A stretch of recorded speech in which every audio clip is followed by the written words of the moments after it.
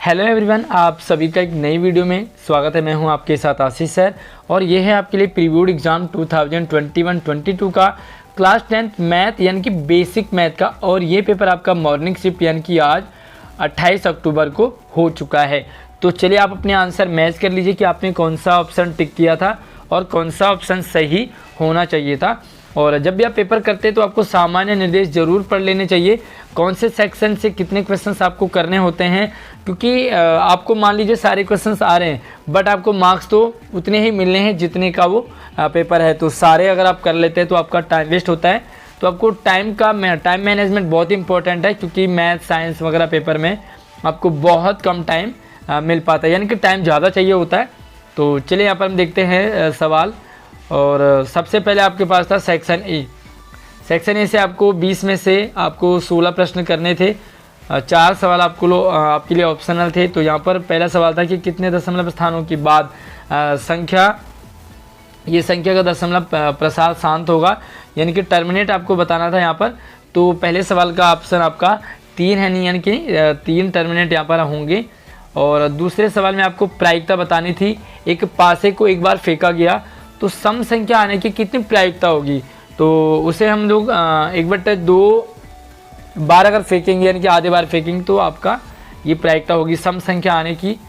और तीसरा सवाल है दो संख्याओं का योगफल, यानी कि जो जोड़ है उनका सम है वो 35 है, तो इनका अंतर क्या होगा। तो आपने अंतर बताना है कि वो दो संख्याएं कौन सी हैं और अंतर उनका 13 है, तो कौन सी होंगी। तो ये आपका देखो 24 और 11 क्या है आपका, 24 और 11 आपका होगा बी ऑप्शन। और वैसे भी आप देख लीजिए यहाँ पर इन दोनों का भी 13 का गैप नहीं आ रहा, दोनों का कितना आ रहा है आपका 11 का गैप है। 11 का गैप है, इसमें 1 ही का गैप है और इसमें भी आपका 11 का गैप है। तो जो 13 का गैप है ना वो यहीं पर है, ठीक है। इसी के साथ हम अगले सवाल की तरफ बढ़ते हैं। और चौथा सवाल आपका साइन 60 और कॉस 30 का मान क्या होगा। तो इसका जो ऑप्शन है आपके लिए सी ऑप्शन करेक्ट होगा। अगला सवाल है आपका यदि एक बैग में 3 लाल और 7 काली गेंद हैं, तो काली गेंद की आपने यहाँ पर प्राप्त करने की प्रायिकता बतानी है। तो फिर से यहाँ पर प्रोबेबिलिटी बताएंगे, तो यहाँ पर होगा 7/10 आपका करेक्ट आंसर होगा। और उसी के साथ ही अगला सवाल था आपका 5 की पावर 13 और 2 की पावर 26 का MCF, ठीक है। तो HCF आपको बताना है महत्तम समापवर्ती, तो इसका बी ऑप्शन यानी कि 1 सही रहेगा। और समीकरण आपका 7वें सवाल में तो आपको यहाँ पर अनगिनत हल होंगे 0 बराबर 0 के, यदि तो आपको यहाँ पर जो कंडीशन थी वो सी आपका बिल्कुल करेक्ट यहाँ पर फिट बैठेगा। और 8वें सवाल का आपका ऑप्शन है 0, यानी कि ये ऑप्शन। उसके बाद 9 की बात करते हैं तो 9 वृत्तों के क्षेत्रफल का अनुपात आपका 4:9 है। तो उनकी त्रिज्या का अनुपात आपका ये स्टेटमेंट देखेंगे और इसका 2:3 आंसर बी ऑप्शन सही रहेगा। 10वां आपका सी ऑप्शन सही है। और उसके बाद 11वीं की बात करते हैं तो यहाँ पर 11वीं का डी ऑप्शन सही रहेगा, यानी कि इन्फिनिटली मैनी, अनगिनत इसका आंसर होगा। और 12वें सवाल की अगर बात करें तो 12वें सवाल में इसका 0 और 3 आंसर आपका डी करेक्ट रहेगा। 13 की बात करें, यहाँ पर मैं आपको सिर्फ और सिर्फ आंसर मैच करवा रहा हूँ ताकि आप ये समझ पाएँ कि आपने जो सवाल किया था उसका कौन सा आंसर सही है। 13वें का आपका बी ऑप्शन सही है, यानी कि 1 ऑप्शन। और 14 की बात करें 14 का, तो ये आपका रैशनल नंबर यानी कि परिमेय संख्या, बी ऑप्शन करेक्ट रहेगा। उसके बाद अगर हम 15 की बात करें तो यहाँ पर आपको एक्स का मान बताना है, तो एक्स का मान आपका होगा 20 डिग्री, ठीक है, यानी कि बी ऑप्शन सही है। और 16 का आपका यहाँ पर ताश के पत्तों में आपने यहाँ पर सवाल किए होंगे, ताश के पत्तों की प्रैक्टिस की होगी, तो आपका यहाँ पर 3/26 इसका आंसर रहेगा। उसके बाद 7वें सवाल की बात करें तो यहाँ पर 1:1 आंसर आपका करेक्ट है। और उसके बाद हम 18 की बात करें तो एक अद्वितीय हल इसका यानी कि यूनिक सॉल्यूशन रहेगा, इसका सी ऑप्शन। उसके बाद 19 की बात करें तो 19 में 4 और -4 इसका सही आंसर रहेगा। चलिए 20 की बात करें तो 225 को निम्न रूप में व्यक्त किया जा सकता है। तो सबसे कम हम 225 को कितना कर सकते हैं, तो 5 की पावर 2 इंटू 3 की पावर 2। उसके बाद हमारे पास रहता है 20 सेक्शन, जिसमें भी आपको 20 में से 16 सवाल करने होते हैं। और 21वां सवाल था आपका, तो यहाँ पर त्रिभुज जो आपको बताया था ABC में यहाँ पर एंगल दे रखे थे, तो उसके बाद आपको क्या बताना था, कोण C का मान कितना होगा। तो कोण C जो है आपका यहाँ पर 90 डिग्री का रहेगा। उसके बाद 22 की बात करेंगे, तो आपको यहाँ पर, तो ये आपको एक त्रिभुज दे रखा है।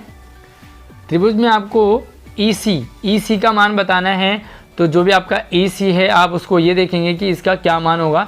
तो इसका मान होगा आपका 8 सेंटीमीटर, ठीक है। उसके बाद हम 23वीं की बात करेंगे। एक चांदा जिसकी त्रिज्या R है, तो उसका परिमाप बताना है।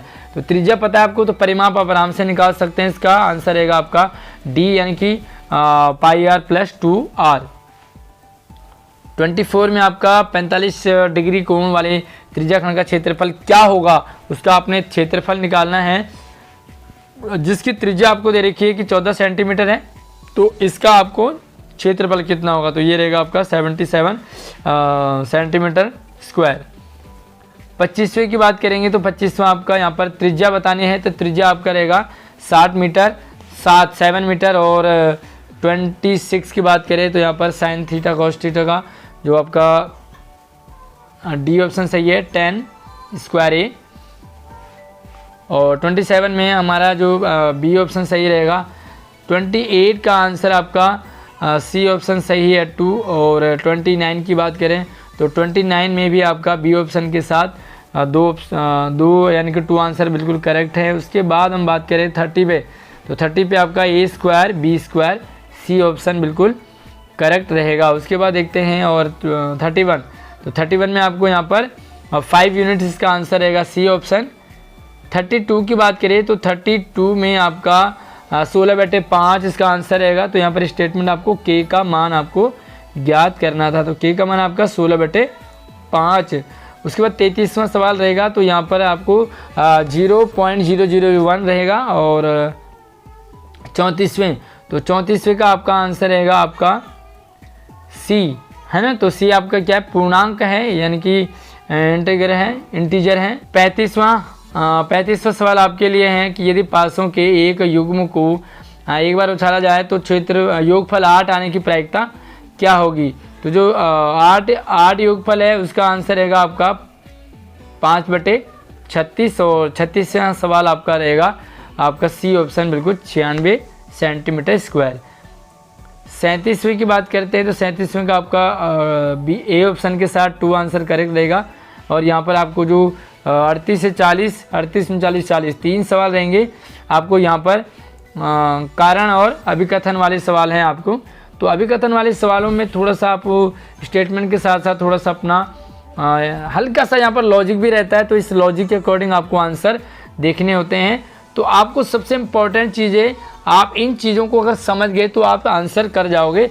अदरवाइज आपको पूरा स्टेटमेंट पता है बट ये आपको समझ नहीं आ रहा, तो आप आंसर आने के बावजूद भी गलत कर जाओगे। तो चलिए यहाँ पर 38वें सवाल की बात करें, तो यहाँ पर पहला A ऑप्शन बिल्कुल करेक्ट था। उसके बाद हम 39 की बात करें, तो 39 में भी A आपका करेक्ट है। यहाँ पर थोड़ा बहुत आगे पीछे हो सकता है, क्योंकि कहीं कहीं लॉजिक मेरा भी हल्का सा इधर उधर दाएं बाएं हो सकता है। तो ऑफिशियल आंसर की का वेट करते हैं, उसके बाद किस सवाल का कौन सा आंसर रहेगा। और 40 की बात करें तो यहाँ पर C ऑप्शन आपके लिए करेक्ट रहेगा। उसके बाद हम C सेक्शन की बात करें, तो सेक्शन में आपका केस स्टडी थी। और यहाँ पर 2 केस स्टडी आपके लिए 5 नंबर के, जिसमें से आपको 4 करने हैं। टोटल आपको 8 सवाल यहाँ पर करने हैं। तो केस स्टडी ये वीडियो आप पहले भी देख चुके हैं। तो यहाँ पर आप देख सकते हैं कि केस स्टडी नंबर 1 है। और यहाँ पर स्टेटमेंट आप ध्यान से देखेंगे, बिंदु A और बिंदु B एक तालाब के विपरीत किनारों पर हैं, ठीक है। तो विपरीत किनारों पर हैं। उसके बाद आप यहाँ पर देखेंगे तो इसके अकॉर्डिंग आपका जो प्रश्न है पहला, यानी कि 41, तो 41 का आपका पाइथागोरस थ्योरम C ऑप्शन बिल्कुल करेक्ट रहेगा। उसके बाद अगर हम 42 की बात करें, तो यहाँ पर 50 मीटर इसका जो सही आंसर है, यानी कि BC की कुल लंबाई आपकी 50 मीटर रहेगी। 43 की बात करें तो प्रयोग की गई रस्सी की कुल लंबाई आपको बतानी है, तो ये रहेगी आपके लिए 120 मीटर। और 44 में आपको 20, 21 और 28 यहाँ पर ट्रिक नहीं है, ठीक है, पाइथागोरस की और उसके बाद हम बात करते हैं 45 पे। तो 45 में यहाँ पर तालाब ए बी की आपको लंबाई बतानी, तो ये रहेगी आपके लिए 38 मीटर। उसके बाद आपको केस स्टडी 2 आपको देखना है। तो यहाँ पर ग्राफ में ग्राफ का सवाल है और थोड़ा सा यहाँ पर थोड़ा पूरा इसे देख लीजिए। इंग्लिश हिंदी मीडियम दोनों में आपने देखना। और उसके बाद यहाँ पर जो 46 जो आपके पास क्वेश्चन है वो यहाँ पर चींटियों का मार्ग किस आकार में दर्शाया है, तो ये है आपका परवल है, ठीक है, परवोला। और उसके बाद 47 में बात करें तो इसका ए ऑप्शन सही रहेगा, यानी कि 2 ऑप्शन। 48 की बात करें तो ग्राफ के अनुसार बहुपद के शून्य कितने होंगे, तो -3 और 1 बहुपद के शून्य होंगे।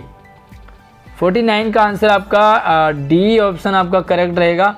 और 50 में आपका -4 यानी कि सी ऑप्शन बिल्कुल करेक्ट है। तो आपको यहाँ पर -1 हो तो बहुपद का आपको मान बताना था, और यहाँ पर कंडीशन आपको दे रखी थी कि x = -1 है, तो आपको बहुपद का मान क्या होगा। तो ये है आज की बेसिक मैथ की सॉल्व वाली वीडियो। आपके कितने मार्क्स टोटल बन रहे हैं तो मुझे आप ज़रूर कमेंट करके बताएंगे। 40 में से आपके आने थे सवाल, 50 से 10 आपको ऑप्शनल थे, तो कितने आपके बन रहे हैं इस आंसर की के अकॉर्डिंग मुझे कमेंट करके ज़रूर बताएं। और जल्दी आपको ऑफिशियल आंसर की शेयर कर दी जाएगी, तब तक आप उसका वेट कीजिए। और चलते हम आप अपने स्टैंडर्ड मैथ के पेपर को भी देख सकते हैं कि इसमें कौन सा सवाल कौन सा गलत था कौन सा सही था, ताकि एक लॉजिक तो आपको बनेगा। मैथ के अकॉर्डिंग आप ज़रूर बेसिक मैथ और स्टैंडर्ड मैथ दोनों वीडियो ज़रूर समझें।